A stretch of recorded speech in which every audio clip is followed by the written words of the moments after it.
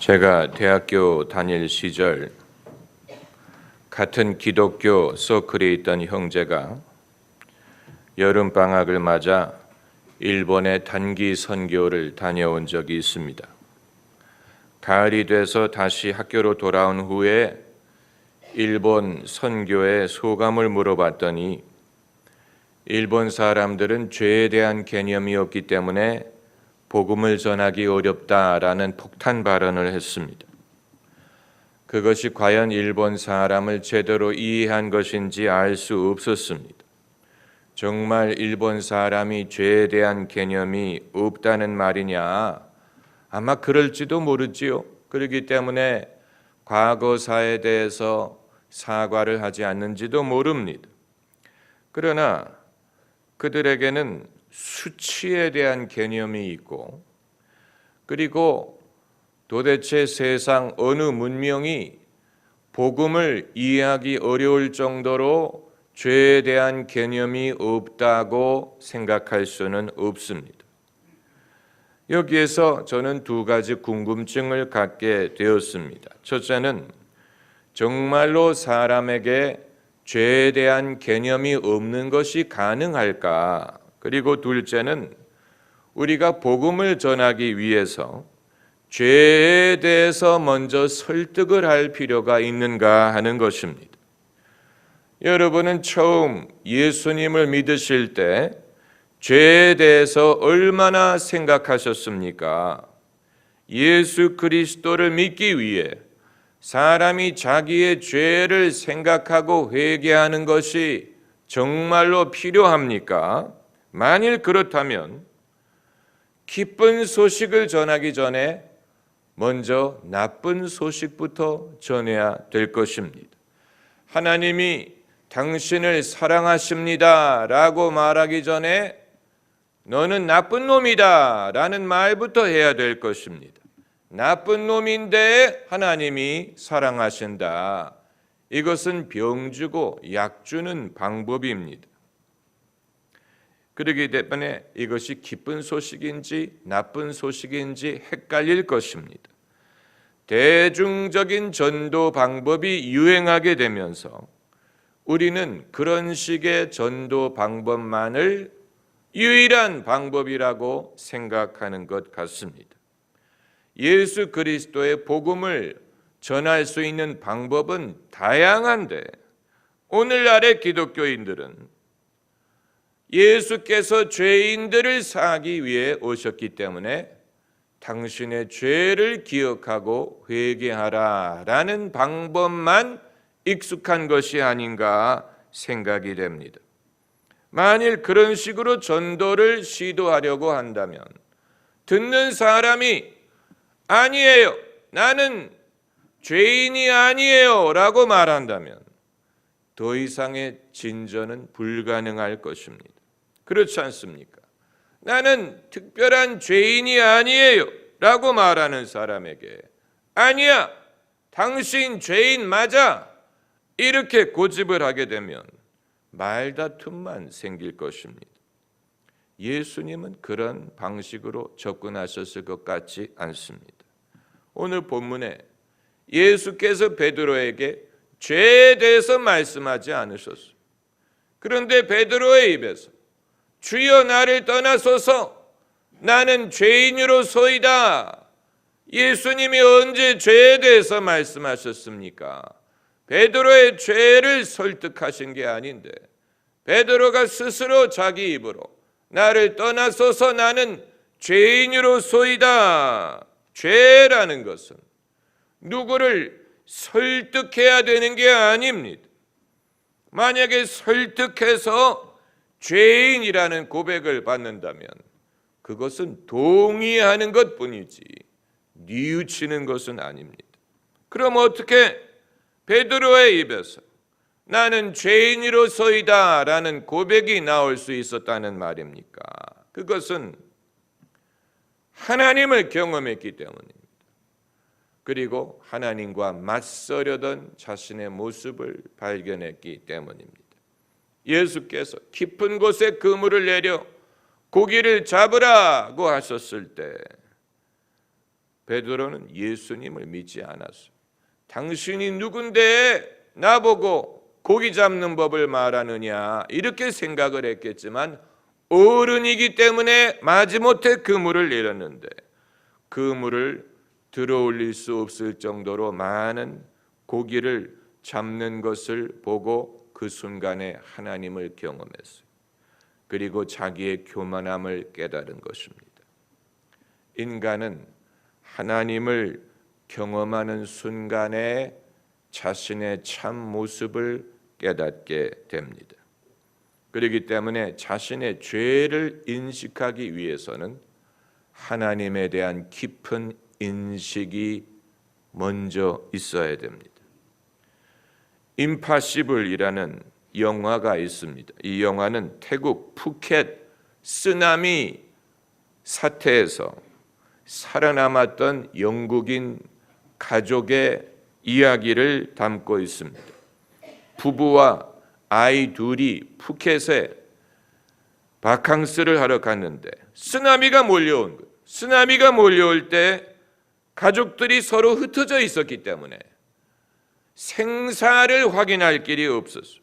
서로를 찾아다녔어요. 그 많은 사람들이 완전히 흩어져서 누구는 죽고 누구는 병원에 있고 누구는 실종되고 서로를 찾아다니는 그런 상황에서 천신만고 끝에 이 가족이 서로를 만나는 데 성공합니다. 엄마가 부상을 입고 치료가 필요로 한 그런 상황, 옷은 다 해지고 얼굴, 머리 다 형편없는 상황에서 이제 대사관이 마련해준 비행기를 타고 고국으로 돌아가게 되는데 비행기가 출발하려고 할 때 누가 말하지도 않았는데 그 두 아이들이 시트벨트부터 착용을 합니다. 옛날에는 하라고 해도 하지 않을 애들인데 인생에 염려가 없었던 애들. 그런데 이런 큰 일을 당하고 나니까 가족이 다 살아남는 것을 경험하게 되니까 생명이 얼마나 귀중한 것인가를 깨닫고 이제는 그것을 당연하게 여기지 않는 것입니다. 철이 든 것이죠. 책임 있는 사람이 된 것입니다. 신들러 리스트라는 영화를 기억하실 것입니다. 2차 대전 중에 나치 독일이 유태인들을 수용소로 끌고 가서 학살시킬 때 맥스 신들러라는 사업가가 독일군 장교들에게 뇌물을 주고 유태인 노동자들을 자기 공장에 고용을 해서 돈을 많이 번다는 얘기입니다. 처음에는 돈을 벌 목적으로 이 일을 했는데 장교들에게 돈을 주면 유태인들을 구할 수 있다는 사실을 깨닫고 그렇게 해서 신들러가 수백 명의 유태인의 생명을 살리게 됩니다. 그런데 이 모든 일이 끝난 후에 신들러가 자기 자동차를 팔았더라면 몇 명을 더 구할 수 있었을 텐데 자기 금반지를 팔았더라면 몇 명을 더 구할 수 있었을 텐데 라는 것을 깨달으면서 자신의 죄책감을 느낀다는 그런 이야기입니다. 여러분, 사람이 자신의 죄를 깨닫기 위해서는 많은 경험이 필요합니다. 이게 이론으로 되는 게 아니에요. 이론으로 설득해서 자기의 죄를 알게 되는 것이 아닙니다.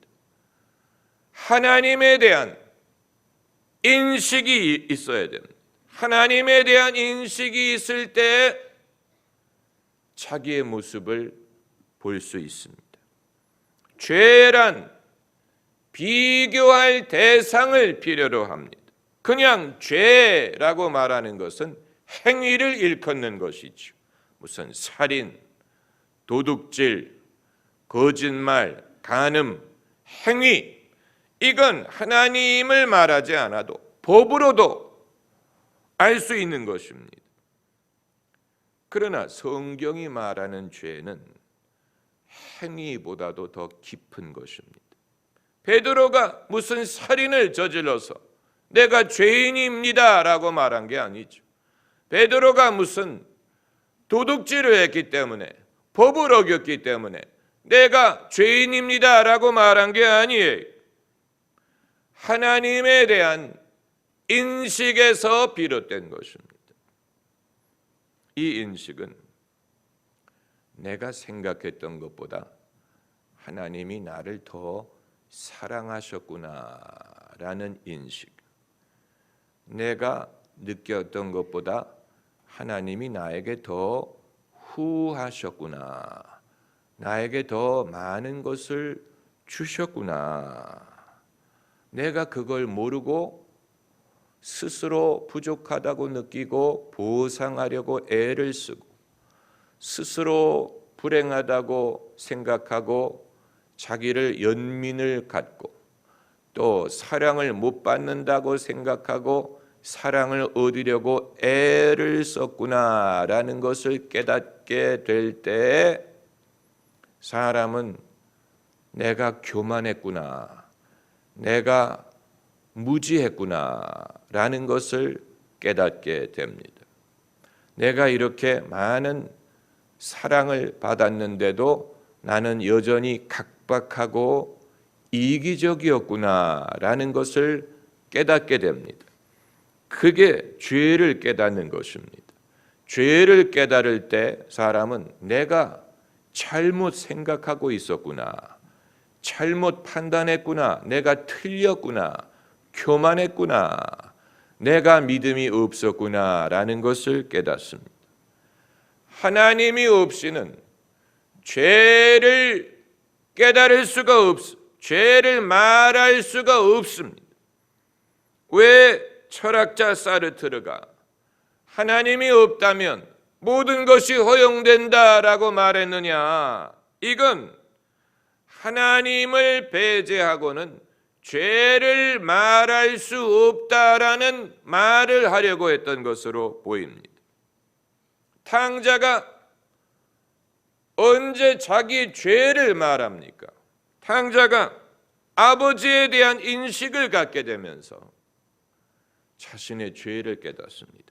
내 아버지 집에는 먹을 양식이 얼마나 많은고, 그러나 나는 여기서 줄여 죽는도다.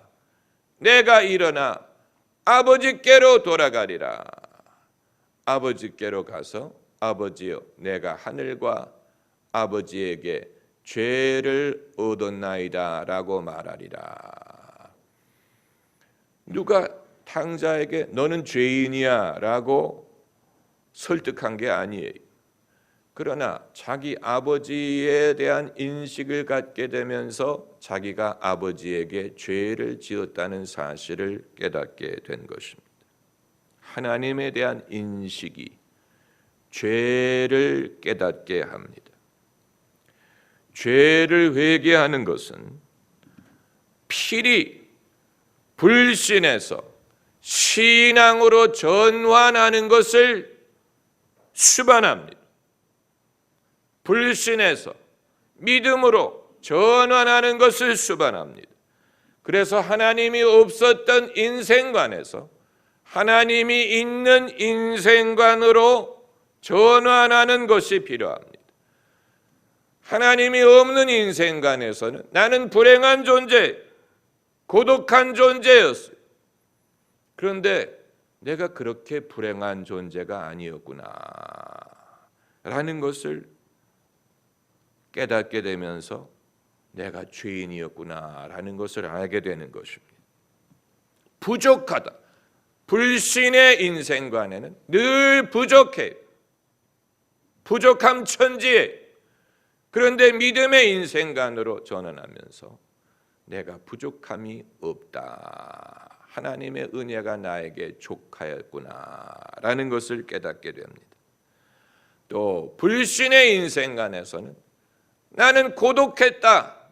나를 사랑해주는 사람이 없다라고 불평했는데 믿음의 인생관을 갖게 되면서